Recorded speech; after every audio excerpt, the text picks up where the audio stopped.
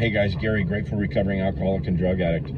What a great response I had on the video I posted before this one. It was Suboxone or cold turkey, and man, I got opinions from all points of the spectrum, and it was interesting, you know, because I had that brief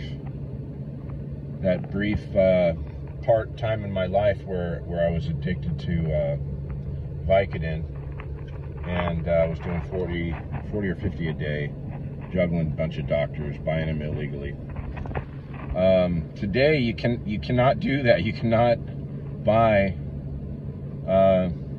drugs illegally on the street like that, because it's not a matter of if you're going to die, it's just a matter of when.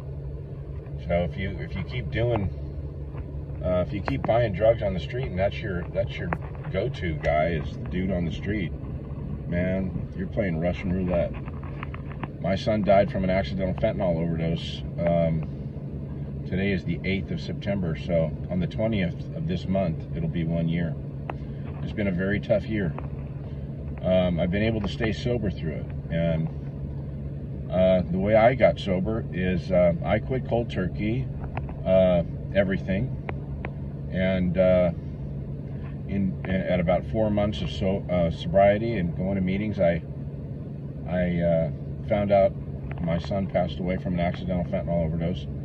That just took the wind right out of my sails, and it's been that's been hard in itself just to get through to this point here.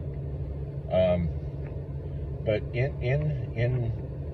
because of sobriety, and I truly believe this, because I have brought God into my life on a daily basis, every day, with almost every major decision that I've made, and I've been able to quit smoking. I've been able to correct my diet, because I was eating like a fucking animal, right? Smoking like an animal. Because when I lost my son, I wasn't smoking, and I picked up cigarettes again. And this relationship I have with God, I could choose to call my higher power God, my creator. It's given me the power, a necessary power I didn't have before. And I really, however you get sober, you know, if you're struggling with fentanyl, it's possible for anybody to get sober. And now listening to everybody's comments, you know, the Sublocade shot and the Suboxone, methadone, these drugs, if used correctly, right? The problem is we're a bunch of addicts and we overdo everything that we do. And if you use them correctly, there's a lot of people I got responses from that improved their life and gradually weaned themselves off the Suboxone and the methadone, and there's some people still using it that have improved their life. Abstinence to me is key. You've got, you know, my major problem was meth and cocaine and alcohol, and every time I tried to juggle one or the other, I'm just going to get off this and I'll just use this, or I'll just use this, I never could do it. So I've never been on Sublocade, I've never been on methadone, I've never been on Suboxone, but I've never had a heroin problem. You know, I just had that one time that I came off the 50 a day, and it was the worst detox I've ever had in my life. I've detoxed off a lot of different things, and that was the absolute worst. With the panic attacks and what it did to my mental state was just crazy. The physical stuff, I was, you know, when I detoxed off of crystal meth, I mean, it's rough, but physical I can handle. I could see if you were going to lose your mind for a month or something like that, that would be really tough. But mine was for about a week, maybe a little longer, but I thought I was absolutely losing it. So sobriety is possible for anybody, whatever route you want to take. If you're wondering, you know, how do I do this? How am I going to get sober? Man, I didn't know either.